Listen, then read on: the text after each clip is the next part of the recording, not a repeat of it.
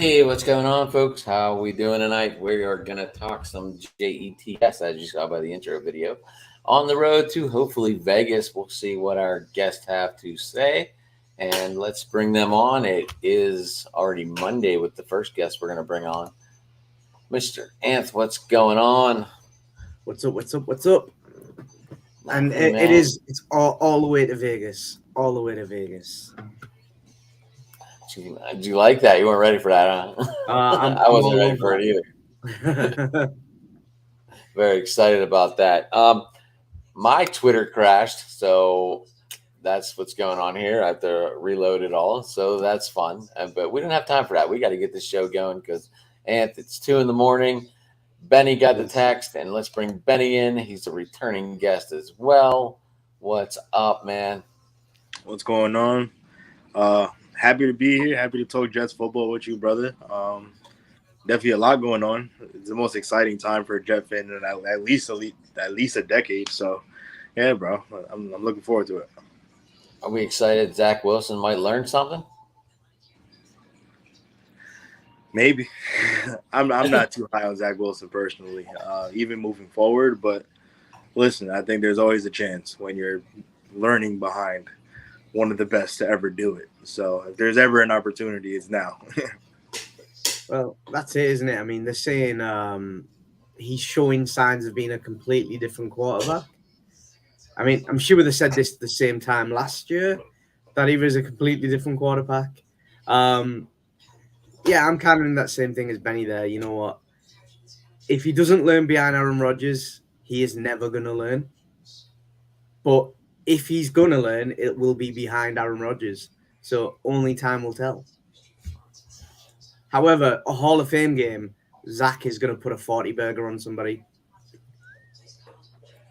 We know he's playing. Let's go for it. Yeah, I have a feeling we're not going to see Rodgers that first game. Oh, no, I think they've already said it's all backups, all game. All game. All game, all backups. No starters. Oh, yeah, that leaves us with 2 games to evaluate. So who are we going to see? We're not going to see Wilson. We're not going to see Alan Lazard. We're not going to see, well, obviously Randall Cobb's on the pup list now. Um, so who are we going to see? Who are we looking to shine in this preseason? I think it's going to be like kind of the young undrafted free agents will be the ones to keep the eye on, I think. Um, I do have a list somewhere of them. I'll find that out. But yeah, there's a few players that I think everybody's looking forward to see because I think even though some of the rookies might start this year, I think they will feature. Um, so yeah, it's going to be interesting because I feel like the Jets are going to look different this year. I think everything they're doing is gearing them up to be a not a completely different team. I still think the method and style that they play is going to be the same, but I think they're going to show very differently, especially on defense. I think every year on defense, obviously, it's never changed the style, but every year it's just got that little extra piece that looked a bit better. And last year it looked absolutely on fire at times. Going into it this year, I mean, we didn't re-sign Quan. Doesn't look like we're going to. But then all of a sudden, we see JJ come out with the number 11 and he's listed as a linebacker. I were going to see him playing like that kind of hybrid role, him and McDonald. It's exciting. So I think both of those are technically classed as second teamers at the minute, so they will feature. So although, yes, it's going to be backups, because the Jets' defense is very rotational, we are going to see quite a lot of them. Becton is lining up with the twos, so we should see Becton play, which I think we're all ready to see. And we're going to see him against, I think it's Cleveland, isn't it? Where they are quite good at bringing a rush. So we're going to see if his leg is holding out. Um, and then offensively, I mean, it's a funny one because everybody we see are they really going to be here in 3 weeks' time? Because we did this last year. We all got high on wide receivers that we all knew weren't going to be here, but we were like, we're all in. We want them. They're taking us to a Super Bowl because we're Jets fans, and that's what we do. Benny? Yeah, no, I agree. I definitely think Mekhi Becton is going to be personally who I'm looking at the most. We all know his whole story with battling the weight issues, battling the injury history, and by all accounts, I was at Jets camp yesterday and I seen him. He looks like he's in fantastic shape. And from coach's standpoint, he has the right mentality going into this year. He's obviously playing for his NFL career because God forbid he got hurt again and missed a year. There's not too many teams that are going to take a chance on offensive lineman that hasn't played in that long. So I think he's highly motivated, and I'm going to see. It's going to be very interesting to see how he holds up, how aggressive he is, and the health is going to be the biggest thing for him. So hopefully he's able to go out there, be effective. I'm sure there's going to be rust, rightfully so, but as long as he's effective and comes out of the game healthy, I think that's a win for the Jets organization itself. And I think the rookie.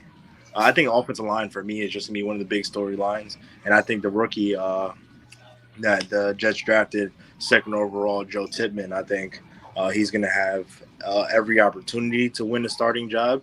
But I think he's going to play in the game versus Cleveland. So I think he's going to be another guy I'm looking to see how he's growing, how he's adapting into the NFL, and how much the Jets actually trust him to protect Aaron Rodgers. So the offensive line is going to be the most intriguing part for me. Yeah, I think that's always the case with us, isn't it? It's always O-line issues or O-line questions, and then we have fears about depth. I like Tippmann. I think I like the fact that he's a bit versatile. He can play guard as well, the same as McGovern. And I think we all kind of we get in this blinkered thing of they're only going to play one position, but I think we will see a couple of rotations in that, especially over the next 3 weeks, just so we find the best way of playing them, because we've seen it many a time where a player's been amazing in college in one position, they come into the league, they struggle, and then they convert over and they become a better version of themselves. I think we all want Tippmann to be Mangold. We want him to be Mawai. We want him to be that next great centre. But also, McGovern's not terrible, so we don't have to rush him. So if we need to try him and ease him in, I think we're in a good position there. But, I mean, it's that thing again where you look at our PUP list and our reserve injured list. We've already got 7 players on it, and we've not even been close to taking a snap yet. We've still got the bubbles on the heads. And it's Breece Hall, Jerick, who we drafted, the safety, Randall Cobb, who you mentioned, and Uzama. I think all of them are on track to come back before the season or early, but we're not going to see them. I mean, we know what Uzama, we know what Hall, and we know what Cobb can do. Jerick, I'm not sure. Like, the safeties, where I'm kind of looking at it, I know our defense, it can make an average safety look good, which I'm kind of counting on. So I think other than O-line in the first game, I think safety is something I'm quite concerned about. I'm going to be keeping an eye on that. How exciting is it to see Garrett and Rodgers getting on the same page, even though it is just practice? Well, Benny, you were there. Go for it. Yeah, it's actually insane, the level of you could see the fine detail that Rodgers plays with, especially with Garrett Wilson there. After a lot of plays, there's that constant communication, getting on the same page, and there's been obviously they've only practiced for less than a week in reality, so there's still mishaps, but them being on relatively on the same page this early is a terrific sign because obviously our offense is going to go as far as that connection goes. But I think Garrett Wilson, I've been saying it from the moment we got Rodgers, what Garrett Wilson did with horrible quarterback play last year, and transferring that into what I believe is still a top 5 quarterback in the NFL, I think it's going to be really special. And one thing I personally love is no matter where Garrett Wilson is lined up, Sauce Gardner is also following. And they're making each other better. Aaron Rodgers is targeting Sauce Gardner, making him better. And I think it's terrific. There's a lot of competition with talent all up and down the roster. So, but like you said, I think Garrett Wilson and Rodgers, them getting on the same page early is a terrific sign for what's to come. Benny, I saw something. I don't know if it was yesterday or today. Was that catch today by Garrett Wilson or yesterday? That one was today. I wish I was there. That was today. I wasn't sure. I just saw it and I was like, "Oh, that looked like a good catch." I said like that was a great catch, but you know when you watch it and you look at it and go, if that was in a game, it's the Jets. We ain't getting that. There's going to be more flags thrown at that than you've ever seen in your life, and it's like it was great, but if he does that in a game, are we getting it?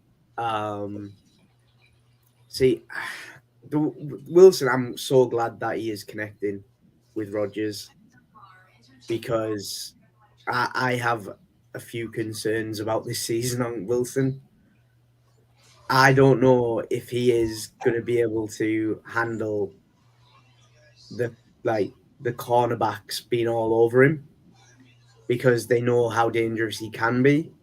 I don't know if he's got that like Justin Jefferson ability to still be that player when he's potentially going to be double teamed.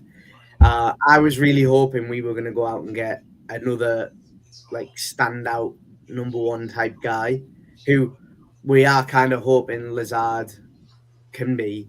And we've still got Davis, we've got Cobb.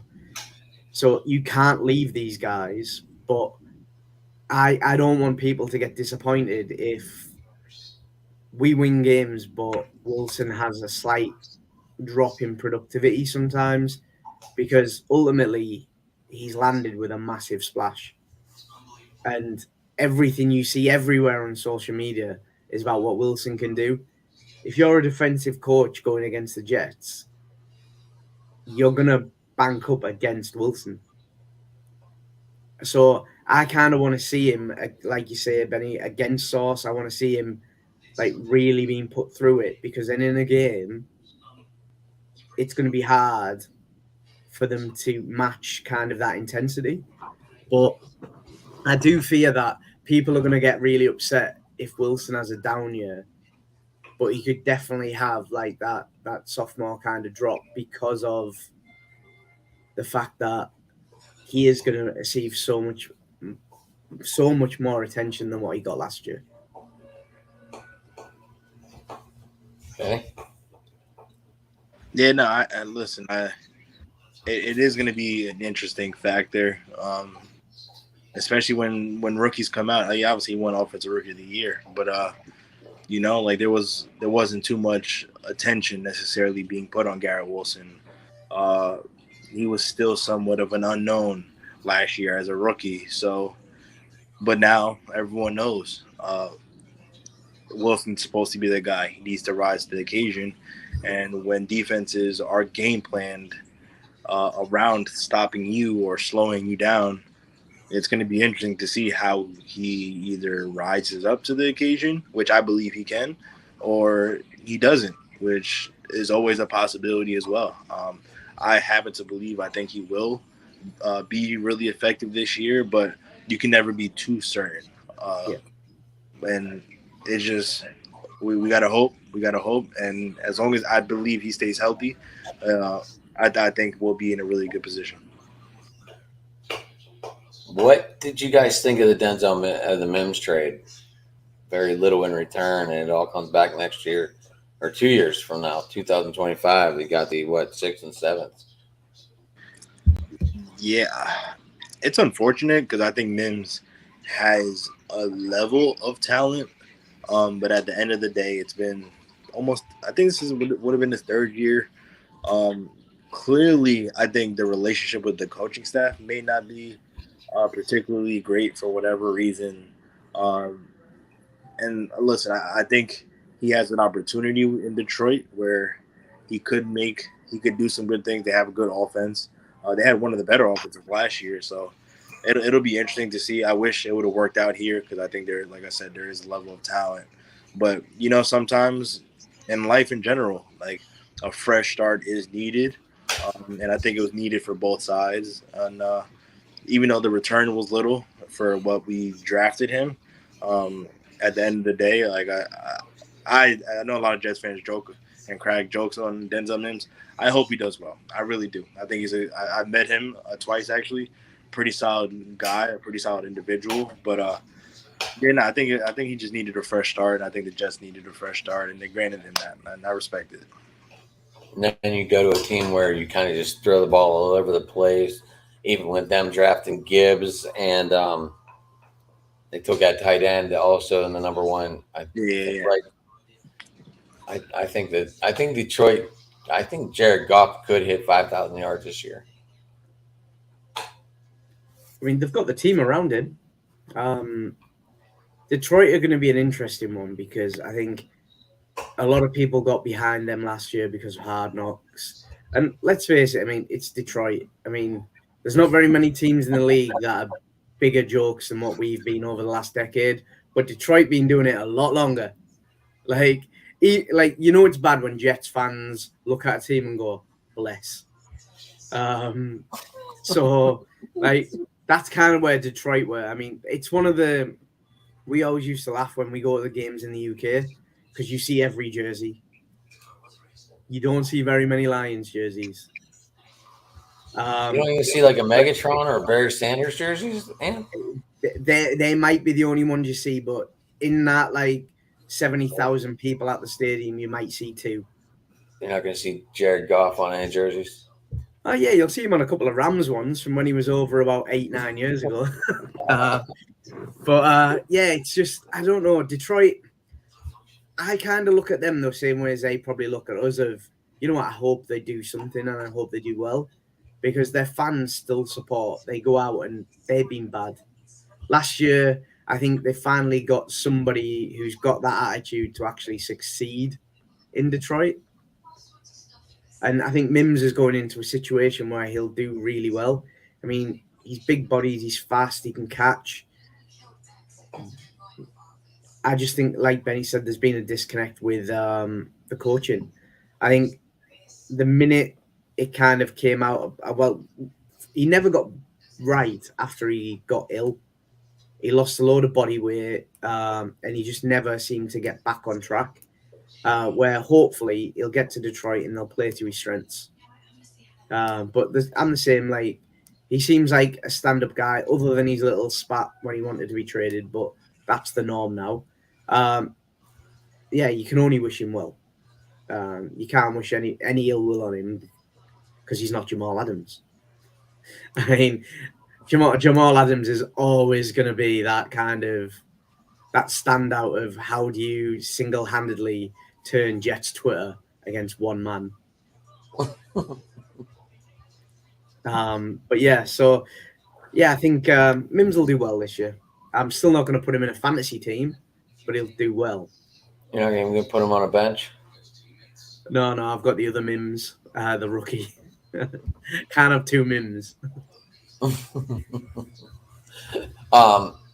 Benny, are you going to any games this year? Yeah, I got season tickets. So oh, nice. Yeah, listen, I wasn't gonna do it, but knowing that we have Rodgers and he is an historic quarterback, I can't pass up that opportunity. So I'm definitely gonna be there. I'm more so excited.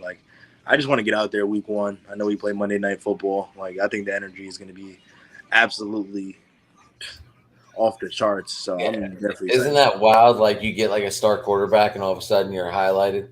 Yeah, now like there's everyone's a Jet. Like it's so weird. Like genuinely, like I used to walk around, go to the store, not a single Jets jersey, single Jets t-shirt. I go to the gas station and like I wear this hat, and people are like, "Oh, let's go Jets!" I'm like, "What?" Like now everyone cares. Like it's so funny.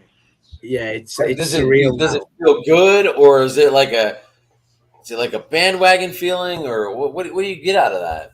I genuinely think it's a bandwagon feeling, and I don't necessarily like. Listen, I was, and I'm sure Ant was too. Like when we were praying for losses, when we were tanking for Trevor Lawrence, and like I watched every game, I watched every snap, like, and I I embraced it. I embraced being a freaking loser to an extent, and loving the team when it was at its worst.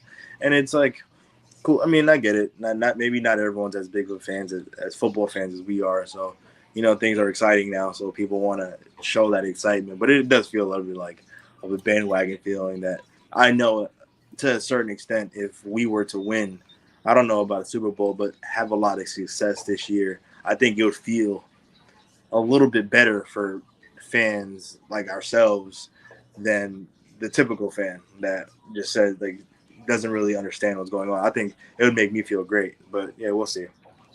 Yeah, it's that situation now where, like, you get a few, like, we interact with a lot of fans from other teams because, yeah, it's a different market over here, and they're all like, "Oh, well, do you not feel like you're buying a Super Bowl?" I went, "Whoa, we've still got to win it."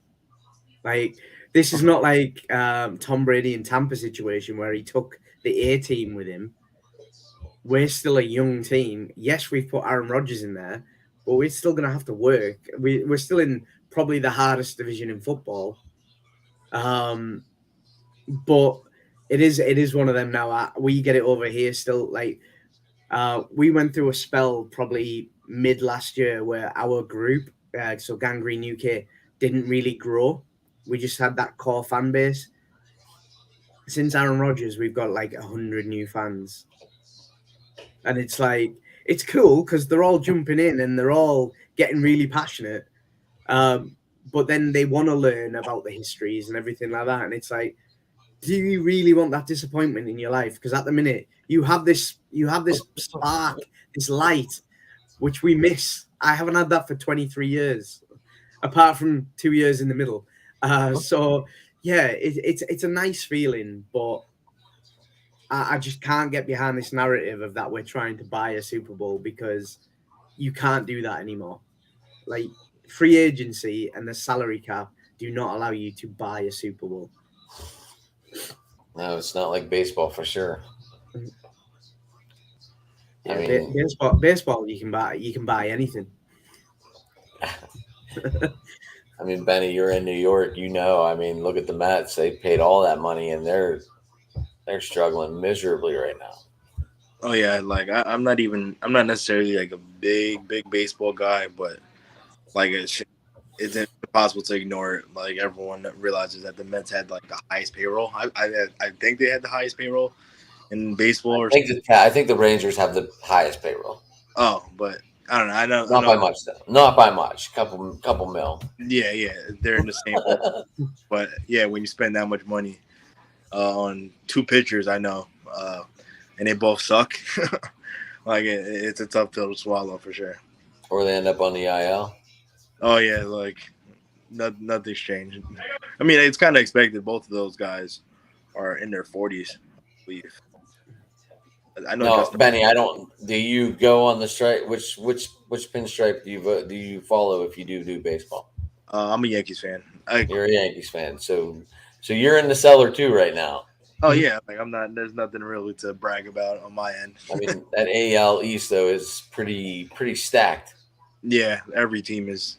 Even the Baltimore Orioles, who are known to be like one of the worst franchises, like I think they were in first place like yesterday or something. I think they're Tampa's ahead by 2 games right now. Still. Yeah, but yeah, but I mean, still, it's crazy. Yeah. So I have 4 baseball jerseys, right? So I've got Mariners, I've got Mets, and I've got Orioles, and I've got Diamondbacks. You got And Ken every Griffey time I've with the watched any Mariners. of them, they've been beat. I've never seen a team that I wore a jersey for win at baseball. So yeah, I mean, I check Mets more than most. I've got a Seattle jersey because I spend time in Seattle. Um, and then the Oriole ones, I bought them from a mate for a mate, but they don't fit him. They're too small. So I was like, well, I'll keep them. They're nice jerseys to wear. So yeah, I'm not a massive baseball guy, but I do like some of the jerseys. So yeah, we'll slide with that. I didn't see the Yankees City Connects. Were they good this year? Were they decent? Honestly, I Okay. haven't mentioned enough to really have too much of an opinion. I don't know. All right. So when is Brees Hall coming back? As I think he's gonna play week 1, but I think they're gonna limit what he does to a certain extent. I think I could very much see him like being on the field, just because a defense at the end of the day has to account for him to a certain extent. But I don't think they're gonna sit there and give him the ball uh, 15 times a game and be like, yo, go ahead, run past everyone. Like I don't know if that's realistic, but one could hope. But if we're bringing myself down to reality, I don't see it. Yeah, I mean, I can see. he could take 4 carries and get 200 yards too. It, I mean, I can see his workload picking up by like maybe week 5 for the Broncos, because then we've got past the Bills, the Cowboys, the Patriots at home, and then the Chiefs. So they are quite nasty defenses when you look at it. Where the Broncos, we can probably let him play a little bit, but then we go straight into the Eagles before the bye week. So any action that we get from Brees Hall in those first 6 weeks, I think will be decent, but it'll be limited. But I wouldn't want to be the Giants in week 8. I think by week 8 he's going to be. I don't think he's going to be as electric as what he was last year, because we know ACLs, they're not the best one a year later. It's always the year after. But I mean, I'm hoping that he's doing at least 80% of his carries by week 9, because that's the game I'm going to this year. So Monday Night Football, I kind of want to see Brees go off, because I went to the Bears game last year, which obviously he was out of. So yeah, I'm hoping it's all good in this one.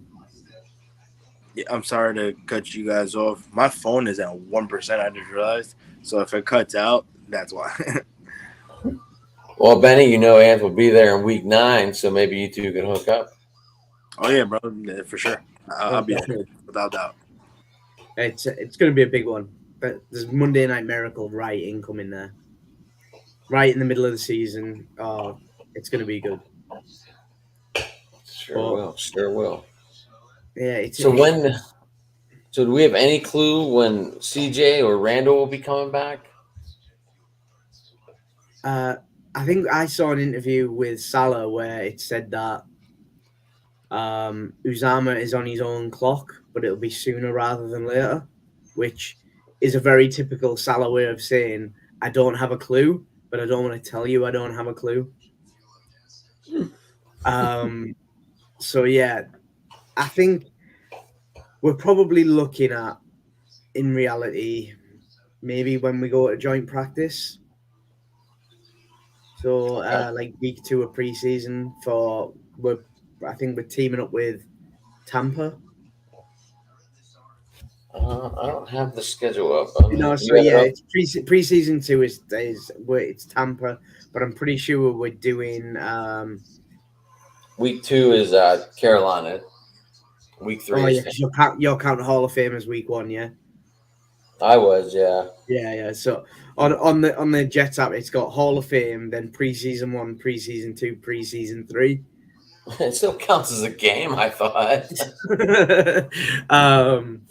But yeah, I think it's because it's separate to that week, isn't it? But yeah, I mean, I think the Bucks joint practice will be interesting. Then it's always nice to end on the Giants, but it's quite good because we'll be in MetLife, like what would be week 3 to you of, and then we're in MetLife week 4 of preseason, and then MetLife for week 1 home game.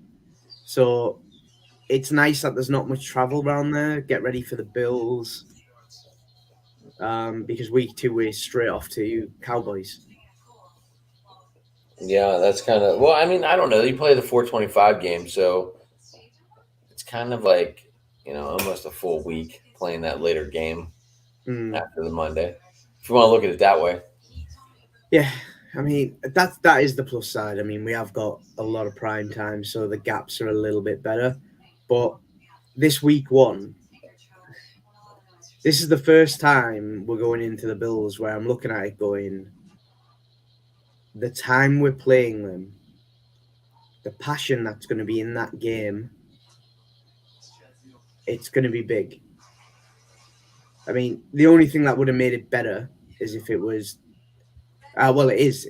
Sorry, I'm looking at the times here. It's got UK time.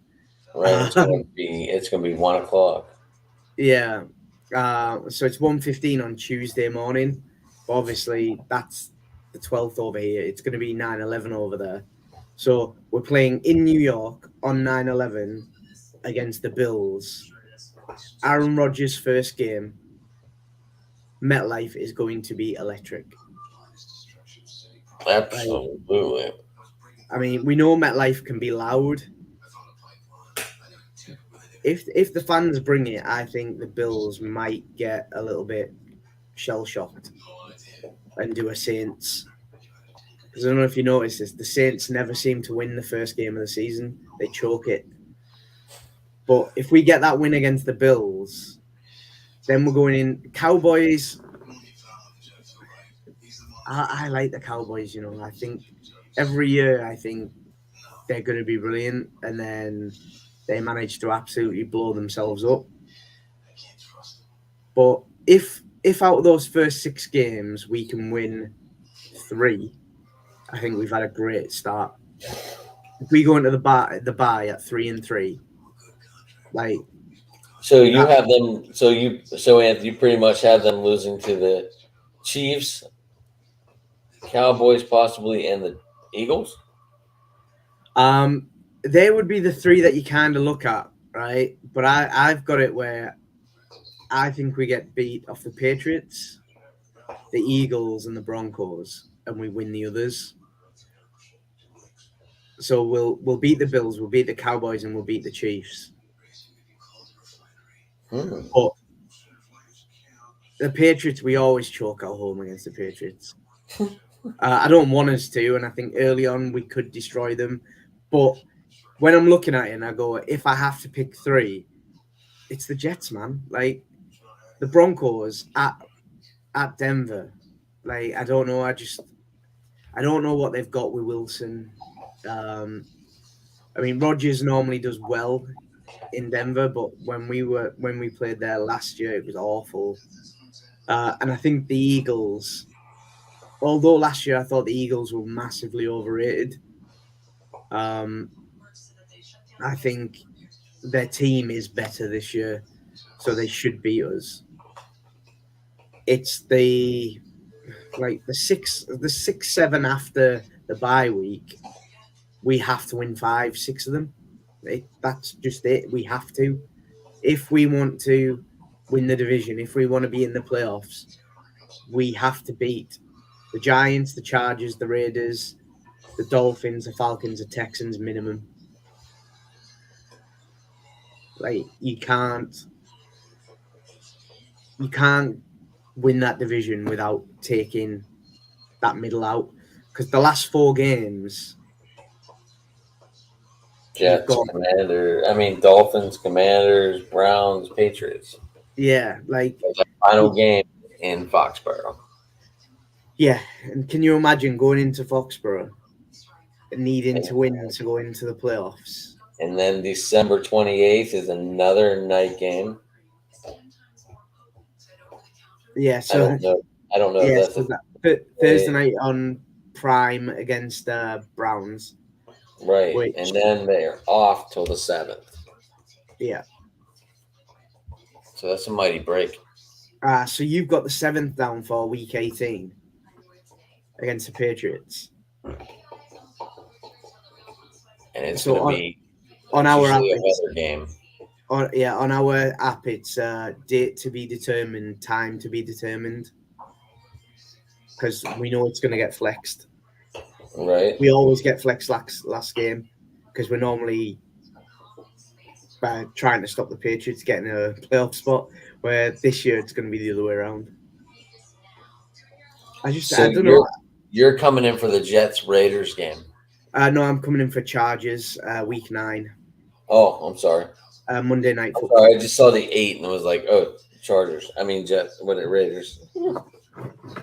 So there's back-to-back primetime games. That's hilarious.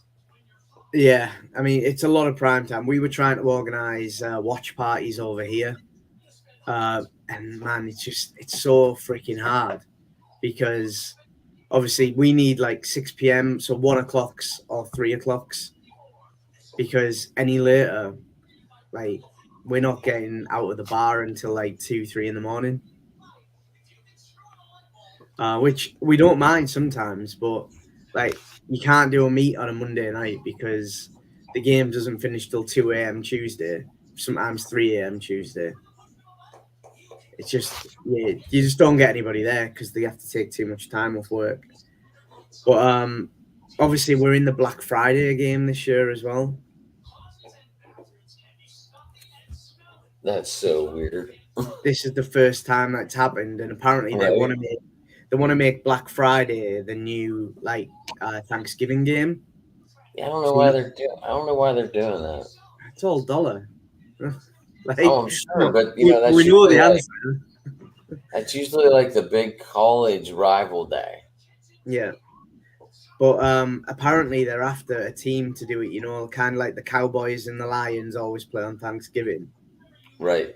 And the Jets volunteered to play on Black Friday, so it's likely now that the Jets will be the Black Friday game all the time, which is cool because at least then, as fans who travel in, and we kind of need to plan it, if we know the Jets are always going to be at home on Black Friday, we can fly in for that.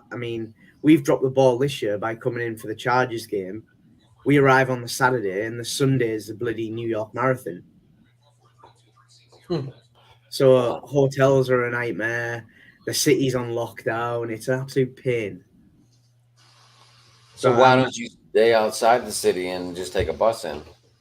Well, that's what we were looking at, but we got a really good deal on a hotel in the end. So, there's 17 of us coming over. That's what I was just going to ask. How many are coming over? Yeah, 17 on the group. So, yeah, it's quite a big one this year. Did the Jets get you seats all together? Yeah, so we work with an agent over here who specializes in American sports. So we use our contacts with the Jets and his contacts. They come together and get us pretty decent seats.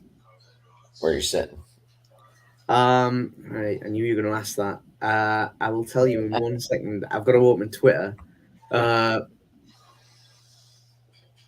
because I sent them over to somebody the other night. So I am sitting in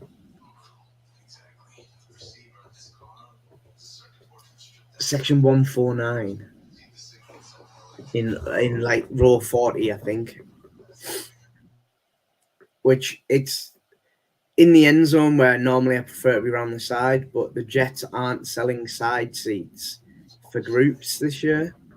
Because we've got this guy called Aaron Rodgers who apparently puts up ticket prices and decides where people sit. But yeah, but I I didn't mean, know he was that good at that stuff. I mean, the man is a man of many skills. Apparently, I mean, the only bonus I'm looking at is where I'm sitting. Technically, is undercover because last year I was there for the Bears and it was like monsoon. I've never been so wet in my life. Like the clothes I was wearing are still wet. I got that wet. So Oh yeah, my it's gosh. going to be good. I mean, we've sorted out tailgates. We're doing some cool activations with the actual franchise while we're over there, doing some social content. Yeah, it's going to be good. Um, So it's going to be heavy packed the minute you get off the plane. yeah, pretty much. Are you coming in? You said you were coming in what, Saturday morning? Yeah, we come in. I think we arrive 1 p.m. Saturday, and then we leave. I want to say Wednesday night. Okay, so you get a couple days in New York again. Yeah, we managed to cause some trouble. We got like I think last year we did a day longer, but by that last day we were like we're done. We need sleep. Um, we went really hard on the Monday night after the game because the Jets had beat the Bears. We had a great after tailgate with Gotham City crew at American Dream. Then we went out and we had a few drinks, and then we were like, you know what, let's have a big one tomorrow. And the Tuesday morning, one of the guys had to go to the UK embassy because he'd lost his passport. Oh my god. And we went out until I think we got into the hotel at about 5, and he had to be at the embassy at 9, and we woke up at 10 to 9. That was the most stressful run to an embassy I've ever seen in my life. But he managed to get it. He was late. He apologized, and they give him his new passport, which was fine. I don't even But want to know. I don't even want to know how much that cost. I think it was only about 200, which wasn't as bad as we thought it was going to be. It sounds like a late rush passport. Just sounds like it's going to cost a ton. Well, the one that they give him is like a temporary one. So it's a completely different color. And when he got back to the UK, they literally just cut it up and took it off him because it was only to get him home. So then he had to buy. So I think he paid like $200 for it, and then had to get home and buy a new passport, which is like I think it's £140. So like, yeah, about $200. So in total, I was gonna ask how much is that? yeah, it's probably about 190 something like that. So yeah, he ended up having to pay like nearly $400 for a passport. Well, he made it home, and that's all that matters. Yeah, I mean, it was a good story for like our first like trip to MetLife. We had great seats. We met some great fans. We touched with loads of people that we do pods with.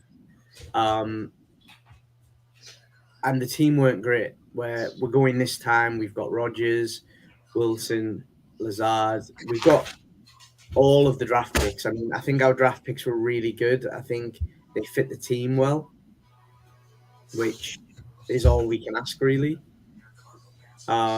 We got a couple of local guys. I'm just ready to kind of see the Jets roll out. I'm not too happy about Hard Knocks. Yeah, that's a whole other story. I don't know. Like they shut the door on them. They tell them what they can do, what they can't do. I don't get it. I don't really watch Hard Knocks. I never really got into it, but I'm hearing all these stories on it, and I don't know anything about it. But it's this big thing, right? Of every year it's a little bit different because each team wants to come across a different way and they set rules. But the New York Jets have an Emmy award-winning internal team that put out the exact same content every year.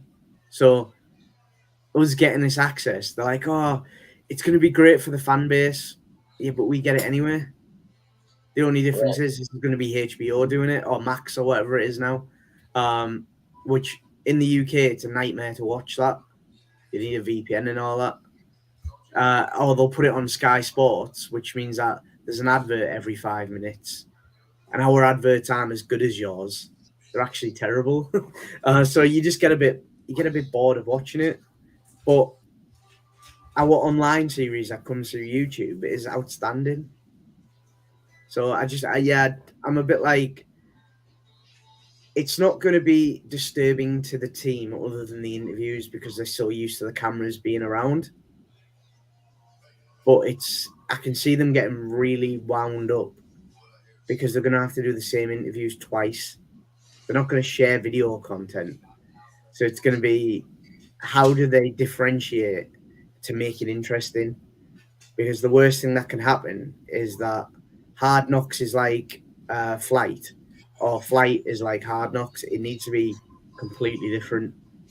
Well, I saw something too that they removed. There's going to be no showing of players getting cut. Yeah, I mean, I I think. don't know what else is going on in the show, Ant, but that was just one of the things I saw. Yeah, I mean, they've been criticised a few times over the last few years for that, because essentially some of the guys that are getting cut are undrafted free agents. They're like 21. They're green as grass. They've tried that. I absolutely put their heart and soul into it for 3 weeks, and then they're cutting them. But the NFL have obviously brought in the rule this year that you don't have to cut anybody till after the 4th game. So you cut, you know how it used to be from 90 to 75, then 75 to like whatever. 53, almost. Yeah. Where now you don't have to go down into your roster amount until week 4. So there's going to be a lot of cuts going from week 4 to week 1. Oh yeah, it's going to be incredible. It's going to be like that, like, you know, Black Monday, where all the coaches get sacked. But it's just going to be undrafted free agents everywhere.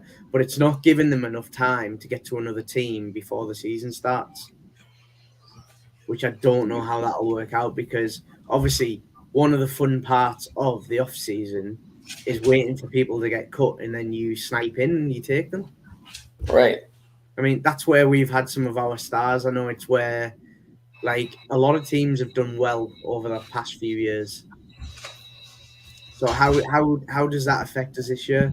I mean, I don't know. Some of the free agents that will become available, I think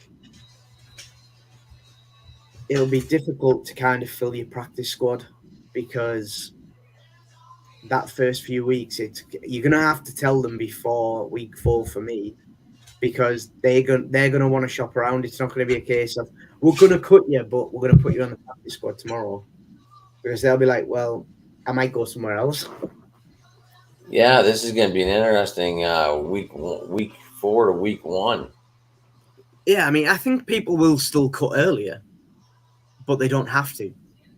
So you will get teams, I think, who have got people that might be fringe stars, where they just sit on them all off season, but then literally 6-7 days before the season starts, they go, you know what, we're going to cut you, knowing that they probably won't end up with anybody till week 2 or 3.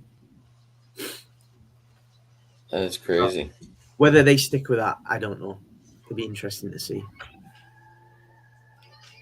So, yeah, it's another one of those questions that we ask the NFL all the time. Why are you doing this? And they don't need to answer. They don't want to answer, and they won't answer. Well, I know it's going on. It's past 3:00 in the morning over in your neck of the world. Do we have anything else we'd like to talk about? Nothing's hitting me yet, but I think we probably need to get on again, probably just before the start, maybe. That's fine with me. Yeah, we'll do another one when we've got a bit more like solid info, because at the minute it's all speculation. I mean, I think there's something big gonna happen in the next couple of weeks. I don't know what it is. I've just got this feeling, like, you know, when you look at something, you go, the Jets aren't done. Something's happening. It's been quiet, but at the same time, there's a lot of rumblings. Yeah, I just feel like there's something coming. We'll see what happens.